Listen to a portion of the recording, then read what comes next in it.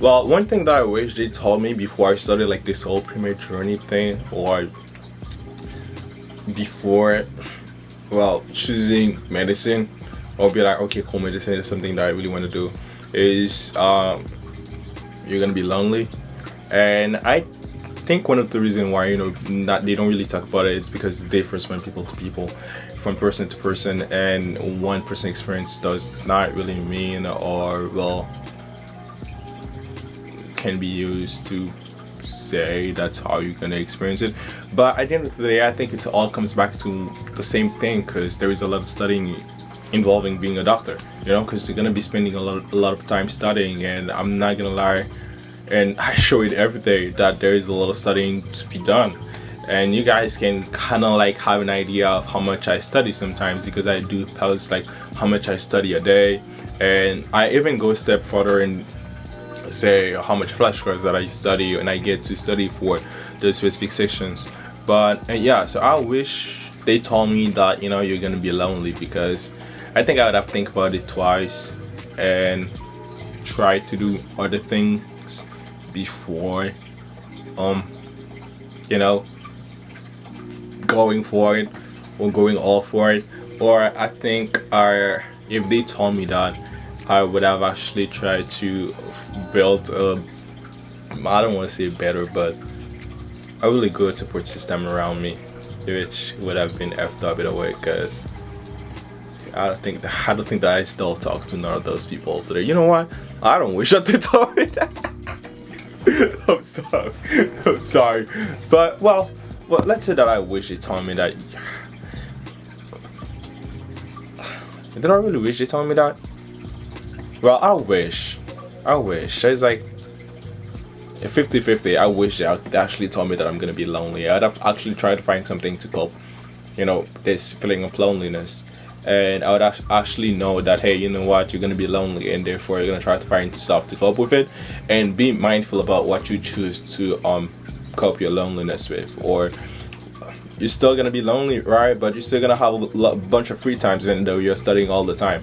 Or you're still gonna have like some free time. So please pay attention to what it is you use your free time on.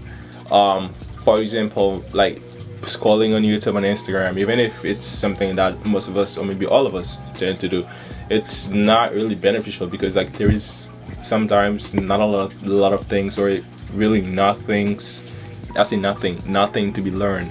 And it's a problem if it's the only thing that you're doing on your free time.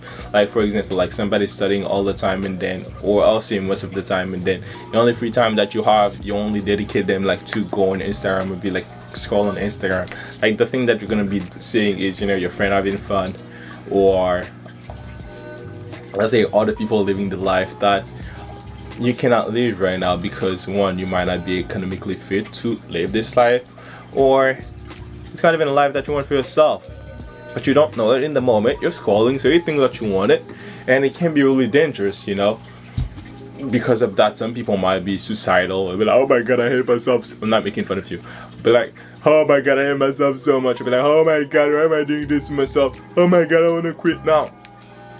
Those are all thoughts that can arise, from you studying all the time, and then scrolling on Instagram and YouTube. That's one of the reasons why I try not to do that a lot. But the thing that I go over every day, to be honest with you, is this YouTube numbers. For some reason, I'm really fixated on my numbers. I'm like, oh my god. Like for example, I used to do really great. I'm talking about like 400 views in my videos, and right now I'm barely getting 5 views, and I'm like, oh my god, did I do something bad? Did I really offended the algorithm?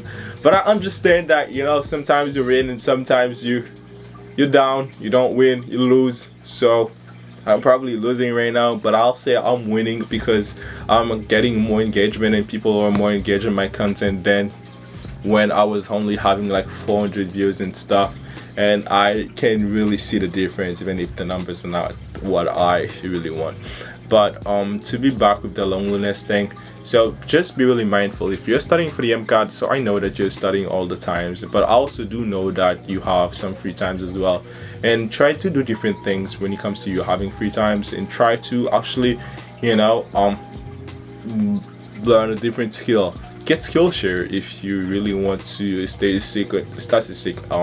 on your chair and not do anything or go out, try skill sharing, probably like learn a new skill, or just go to the gym like I'm about to in 2 hours. Actually, because I'm sick and tired of being the way that I am right now because I want some muscle. I'm kidding. Or I don't know, trying to find this really good friend that who knows what you're going to and is, you know, ready to help you whenever you have some emotional breakdown. And yeah, so just being mindful about what you're doing, and sometimes or always ask yourself it's the best way to do it, because you'll be surprised how much room for improvement there are when you actually take a step back and you ask yourself if what it is you're doing is actually the good thing or maybe what you need for now. But yeah, do I really wish they told me? I'll say 50 years, because like I said, I would have found a better way to cope with it. No, because it would have just kept me away from medicine for probably a little time, to be like, oh my god, I don't want to be like that, I don't want to live like that, until to actually get, you know, start gliding.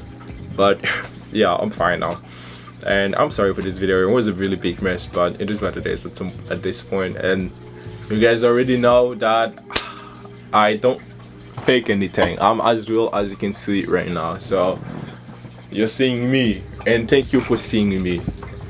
Thank you. Bye.